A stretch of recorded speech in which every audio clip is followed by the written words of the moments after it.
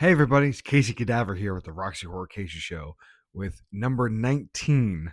Pretty sure I got the number right this time. I've not gotten it right in the last two videos. And I'm terrible at editing, so this thing.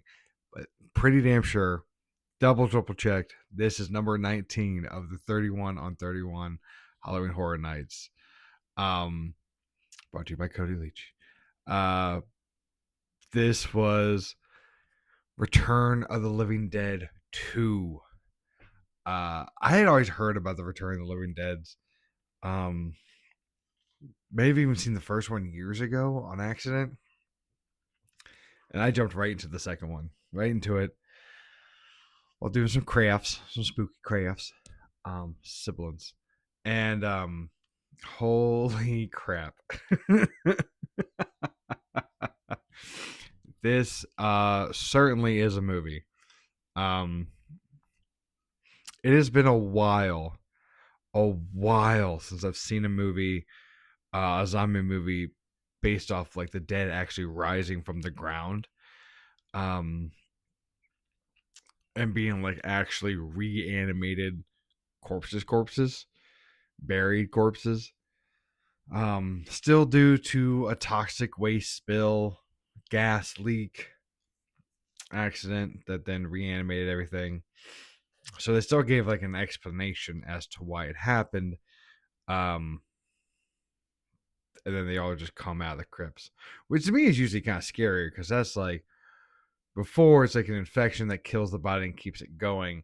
This is really somehow ethereal and picking up bodies and making them move, even though it's in the grand scheme of scientific zombie lore. Um, the most impractical way of doing it, or impossible way of like a toxin getting into an already way deceased corpse and reanimating it and giving it fresh eyeballs. I saw that in a lot of the corpses. They would sit there and like when they're robbing the crypt and all the corpses are dead and rotten, and all of a sudden they wake up with the eyes. Um, this certainly was a movie. Um, I feel like this definitely rode the coattails. With this one and probably the first one rode the coattails of Michael Jackson's Thriller video that came out 6 years prior. And you may think that's a big distance, but if you knew, I don't know how old you are, but the stranglehold Michael Jackson had on pop culture for like 50 years, I'd like to say, um, you'd understand. And that's definitely where this felt like it came from, like the rise from the grave, and then music kicks up, and I will say the practical effects and the makeup was pretty good. That was impressive. I like that. I liked when God, when the zombies got punched in the face and then his face like caves in and all this green gook comes out and then he's sitting there like, ooh. But man, the tonal whiplash of this movie, because somehow I feel in the late 80s, early 90s, they didn't like to make hard decisions. And where this is categorized as a horror comedy, like it starts off with a bunch of young kids feeling like oh, what's a good example? Just feeling like it's one of those like 80s, like, oh man, what a wacky time. I can't believe we befriended Bigfoot kind of movies. And then they discover this reanimated corpse who looks pretty freaky, just with his bulging eyes, and he's all sewer bloated, and then they just push him into the water, and that's where he goes. And I guess that's where the one of the iconic zombie images come from, is that first one who's pretty scary looking, um but still just kind of wild, because like the zombies can be pretty scary in this movie. And I feel like that's a lot of, I shouldn't give them that, I shouldn't even like demonize them that much, because that's how I'm here, like movies that were way too scary for kids. that were technically for kids, but not.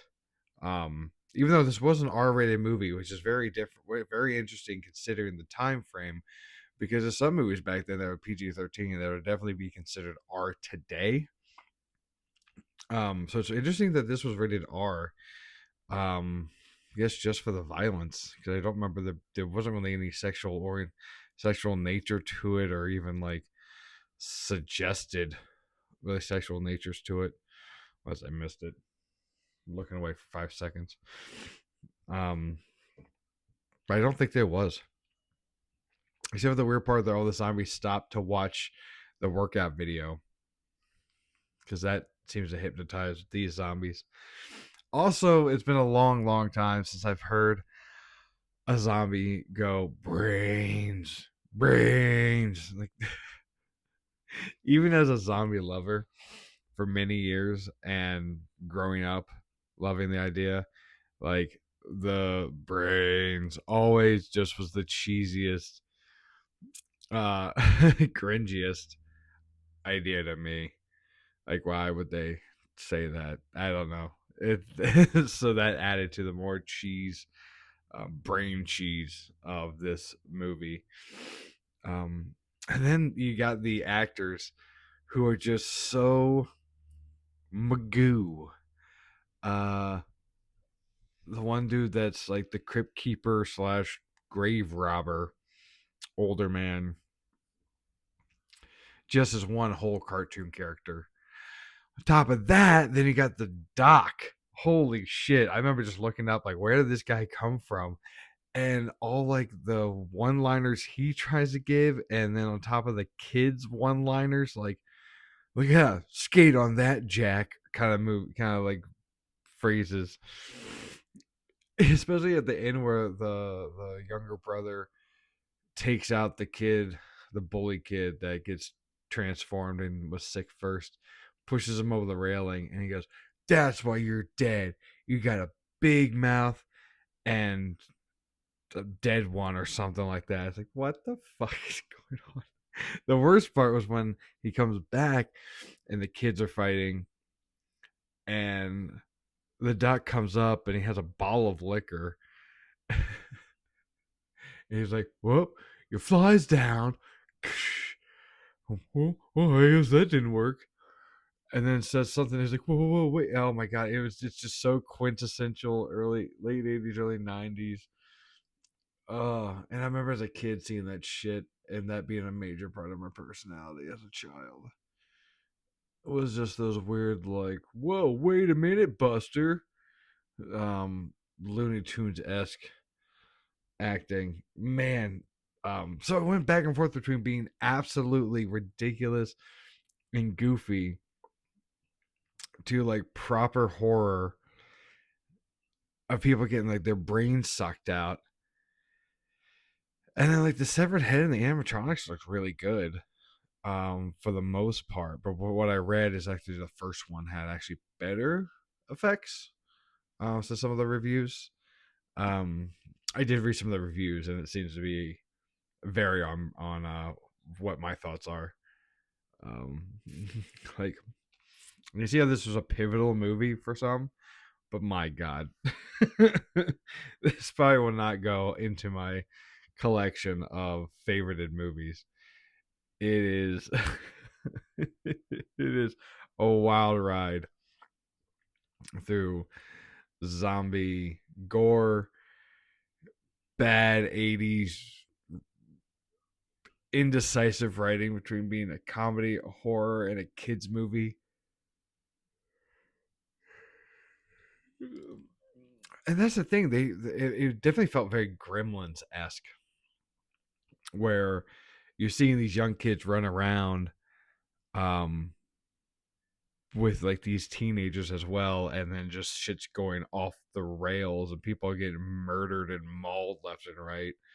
Oh my god, I could forgive everything in this movie. I could forgive the bad quips, the bad one-liners, um, the awkward kid inclusion, the doc, the zombie talking at the end, like, "Hey guy," like full on South Park, "Hey guy, Don't look at me. I'm just fine. You wouldn't torture a girl, would you? And then it burns her. She's like, oh, well, no more brain. Maybe next time. Like, oh my God. And all the zombies in the car going for a joyride. Total, just bonkers.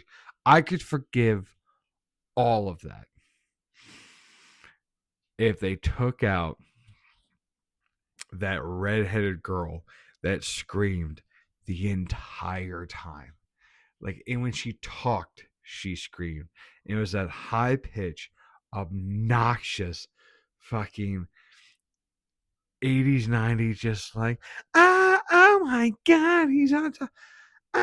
What are you doing? This is all your fault. Oh, holy shit. Oh my God. She must have been one of the producers' girlfriends or daughters or something. But that was a kind of a reoccurring thing in a lot of the movies back then, was just obnoxious screaming girl. Oh, and when they're in the car driving and like her boyfriend's dying and the guy's in the back dying, and she's like, "Shut up! Oh, this is all your fault. He's dead." Oh my word! And then she's in the graveyard and just constantly screams, and there's a zombie obviously coming at her. If she was removed from this movie, I would probably get it a higher rating. Holy crap! I know there's a third one, and I don't think that's part of this. If it is, thank God Roxy's doing that, because that I could not handle any 5 seconds of that. In the moment she opened her mouth, it was just fodder, just absolute. Like, was that fan service? I don't know, but man, God, that was obnoxious. Just the constant high pitched screaming. And it wasn't like the other movie I just reviewed where Reanimator, where the screaming was actually of terror. Um and like primal fear. This was just like ah!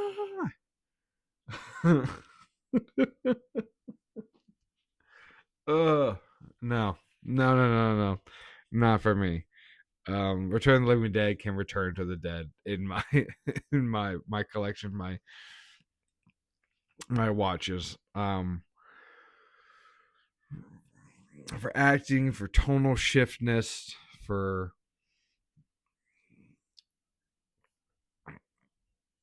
weird plot, I don't know. For all that, deduct a lot of points. For practical effects and gore, um, and kind of just overall creepy looking zombies, um, we'll give a plus on that.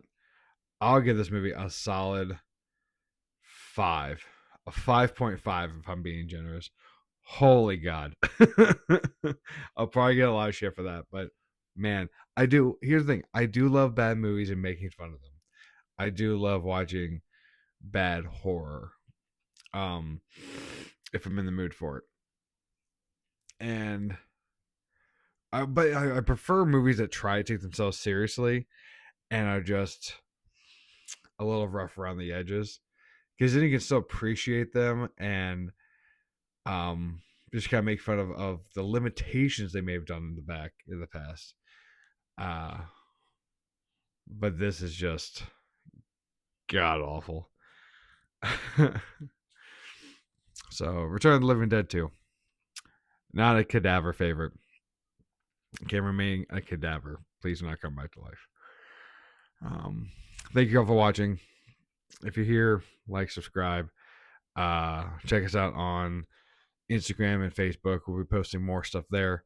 And this is number 19. So we still got, well, today's the 20th. I'm behind. We still got 10 days to go. Um, Stick around. We're almost there. It's been a lot of fun. Um, don't breathe in the gas. Stay spooky.